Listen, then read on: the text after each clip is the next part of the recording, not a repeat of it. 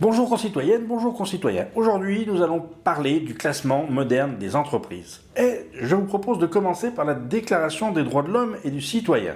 Alors si vous êtes déjà tous ensemble à l'apéro, eh bien on va en profiter. Alors citons ensemble l'article 1 de la Déclaration des droits de l'homme. Les hommes naissent et demeurent libres et égaux en droit. Bravo. Alors j'ai une première question. Savez-vous combien il y a d'articles dans la Déclaration des droits de l'homme ? J'attends. 17, on s'en fout en fait. Question numéro 2. Combien y a-t-il d'articles qui parlent des entreprises dans la Déclaration des droits de l'homme et du citoyen ? Bah oui, 0. Alors question numéro 3. Qui a décidé que les entreprises naissent et demeurent égales en droit ? Moi je sais pas, je suis pas juriste, mais j'ai rien trouvé de convaincant sur le sujet. Et en fait, dans la vraie vie, les entreprises, elles ne sont pas égales. Tout le monde aide les entreprises. En France, on a des aides en fonction de la taille, on a des aides à l'export, on a l'industrie de la défense, on a Airbus. Mais au niveau mondial, c'est bien pire que ça. La Chine aide massivement ses entreprises. Les États-Unis, je vous en parle pas, entre la défense, les GAFA. On peut aussi parler de l'Espagne avec les fruits et légumes. On peut parler de l'Allemagne avec l'automobile, etc., etc.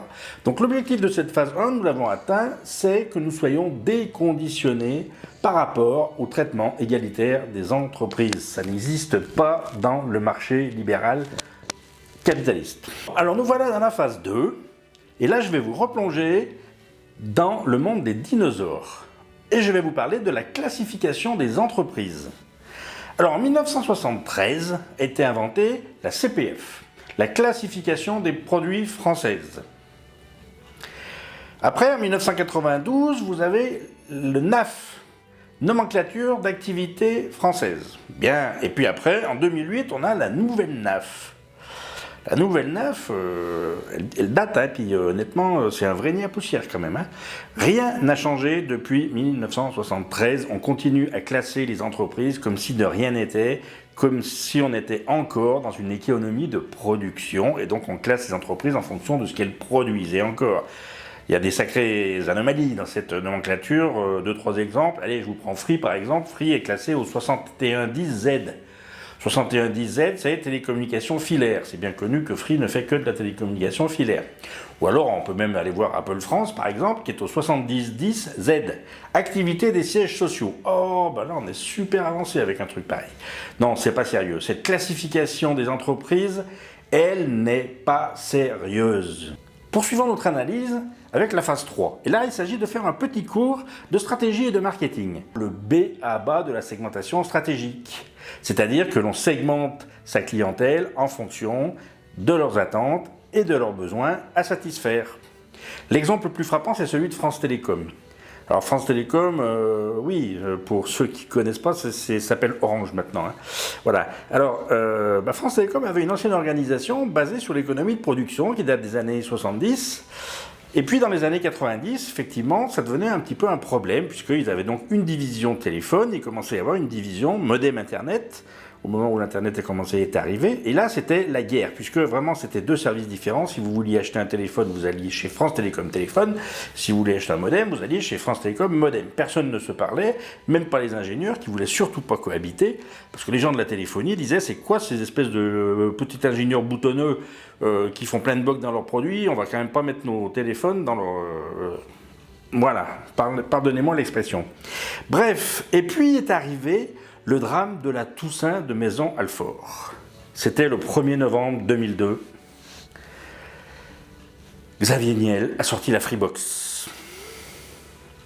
Les conséquences ont été terribles chez France Télécom. Je ne vous parle pas des drames de management et des drames humains qu'il y a pu avoir plus tard. Non, je vous parle de la réaction des dirigeants de France Télécom ce jour-là. Il paraît que c'était assez extraordinaire, c'était une catastrophe. Et pourtant, Orange existe toujours, se porte plutôt bien et c'était pas gagné. Alors pourquoi France Télécom a réussi à devenir Orange ? Eh bien grâce à son nouvel arbre de segmentation stratégique qui répond aux attentes et aux besoins à satisfaire de ses clients. Alors la phase 4, maintenant préoccupons-nous de notre entreprise France. Alors je sais, vous allez me dire, la France ce n'est pas une entreprise, elle a bien d'autres objectifs comme le bien-être des citoyens, leur défense. Oui, c'est vrai, mais elle a également un objectif économique. La France, elle a un PIB, et ça peut s'apparenter à un chiffre d'affaires.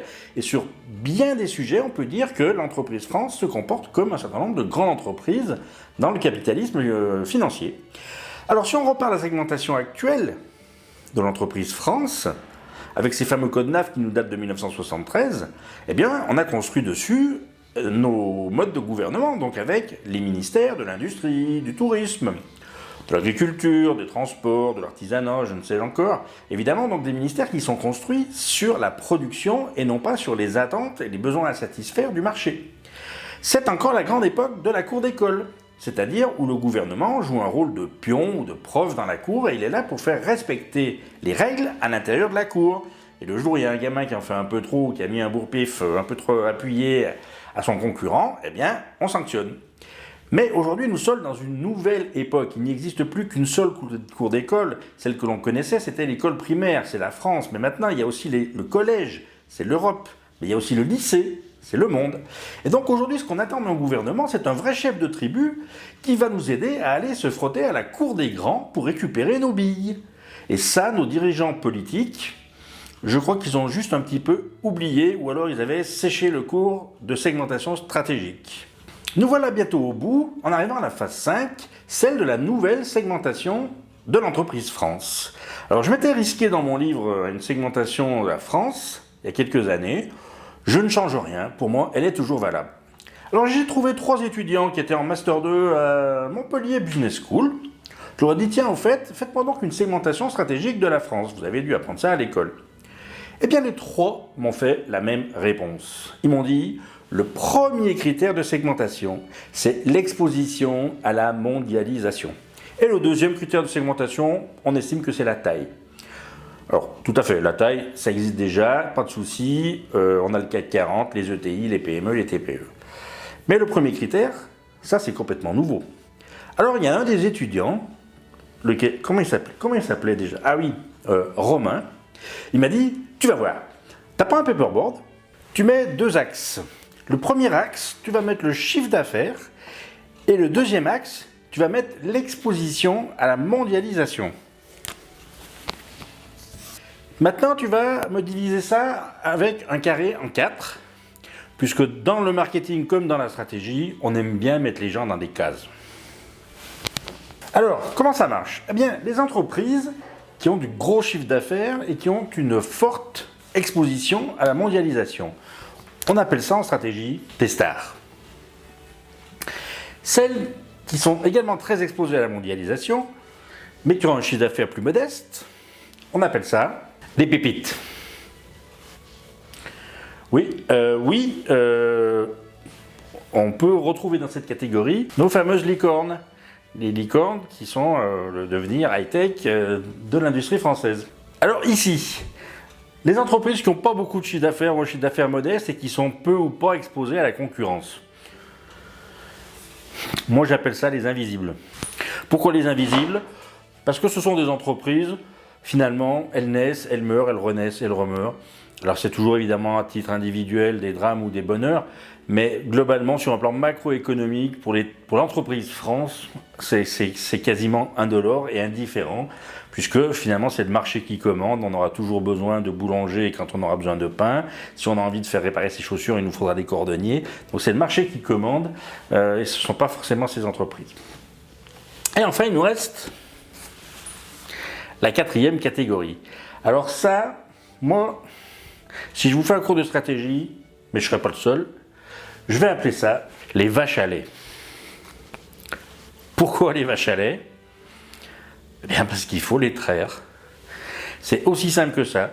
Dans cette catégorie, on va trouver des entreprises qui ont un gros volume de chiffre d'affaires, souvent qui ont même un gros effectif, qui emploient beaucoup de salariés, et qui sont très, voire pas exposés à la concurrence. Il y en a même beaucoup d'ailleurs qui travaillent directement pour l'État, pour lui faire des ronds-points, pour faire de la délégation de services publics, pour s'occuper de ses autoroutes.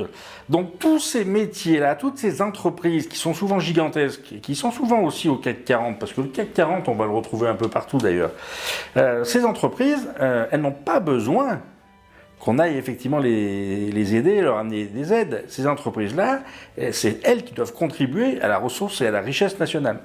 Alors dans les stars, évidemment, on peut retrouver la partie internationale du CAC 40, évidemment. Alors ça se fait notamment des entreprises comme Airbus, mais ça peut être Sanofi, ça peut être l'industrie pharmaceutique, l'automobile, le luxe, le BTP, la défense, bien sûr. Mais on peut retrouver aussi dans les vaches à lait la partie de ces entreprises lorsqu'elles viennent, moi j'appelle ça aussi la case des coucous, hein, venir un petit peu profiter et tranquillement s'installer dans le chiffre d'affaires facile à réaliser auprès de l'entreprise France sans n'avoir aucune concurrence. Et donc c'est toute la difficulté des aides aux entreprises en fait, lesquelles il faut aider. Est-ce qu'il faut aider le CAC 40 quand il se comporte comme ça, ou est-ce qu'il faut aider le CAC 40 quand il est en statut d'exportateur? On peut prendre l'exemple de Bouygues ou de Carrefour par exemple. Quand Bouygues va faire des ronds-points à Portion-en-Blagneux, à la Vallée Bleue à 1 million d'euros, mais à quoi ça sert de l'aider?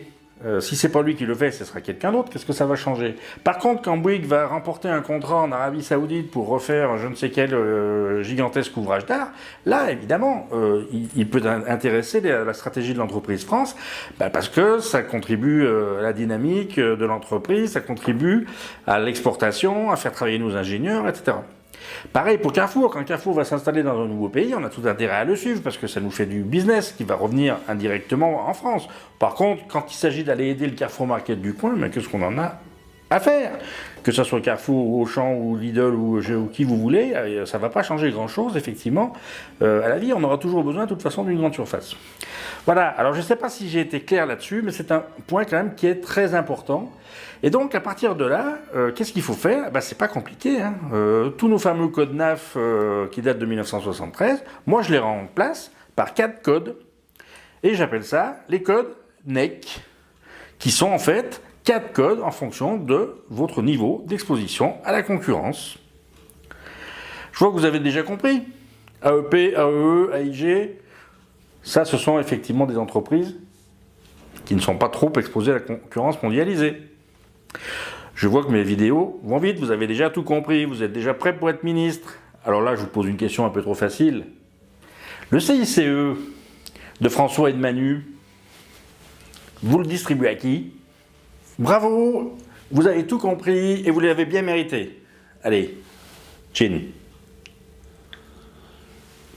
Donc le CICE, c'est bien pour les AEM, les entreprises qui sont exposées à la mondialisation. Et donc le CICE, ce n'est pas comme l'a fait François Hollande ou Emmanuel Macron, ce n'est pas pour les vaches à lait. Et il se trouve qu'en fait, c'est bien les vaches à lait qui ont récupéré la plus grande majorité du CICE. Voilà. N'en parlons plus. C'est pas tout à fait fini, je vous prends encore quelques petites secondes. Je voulais aussi vous parler d'un autre sujet, parce que je suis allé un petit peu plus loin dans mon livre sur ce sujet-là, et j'ai inventé ce que j'appelle, moi, le TripAdvisor des entreprises. Alors, c'est quoi le TripAdvisor des entreprises? En fait, c'est 4 notes sur 5 points chacune, et c'est une 5e note qui reprend les 4 premières. Alors, vous avez une note fiscale, vous avez une note sociale, vous avez une note environnementale, et vous avez une note des consommateurs. Ça vous donne une note globale. Alors, les zéros ou les trop mauvaises notes sont éliminatoires pour pouvoir bénéficier des aides publiques. Et lorsqu'on a des bonnes notes, ce sont des bonus et qui vont nous permettre au contraire de bénéficier d'un certain nombre d'aides publiques en tout genre. C'est comme ça qu'il faut aider les entreprises, en jouant à la fois sur leur positionnement stratégique par rapport à la mondialisation et par rapport à l'intérêt pour la France, et en jouant également sur leur comportement dans le pays. Ça me paraît être une façon assez saine de redistribuer le CICE si on tentait qu'il fallait distribuer un CICE. D'ailleurs, je suis très surpris que ce TripAdvisor des entreprises, personne ne l'ait encore vraiment inventé, ça n'existe pas réellement, en tout cas pas de manière significative, ni à l'échelle mondiale, ni à l'échelle nationale. Alors là, les jeunes, je sais pas ce que vous foutez, mais c'est pas sérieux là, il va falloir s'y mettre. Bref, en synthèse, je crois qu'aujourd'hui on a attaqué du sérieux, on a attaqué du lourd. C'est vrai qu'on avait démarré peut-être un petit peu doucement cette trilogie, il fallait aussi rentrer dans mon univers. Certains ont pu peut-être d'ailleurs s'en décourager, j'en suis désolé. Mais à partir de maintenant, je peux vous garantir que chaque vidéo, ça va être du lourd. Dans chaque vidéo, vous en apprendrez plus que dans n'importe quel programme politique complet de ces 30 dernières années. Premier juré. En attendant, portez-vous bien. Et bien évidemment, si vous attaquez l'apéro, chin chin.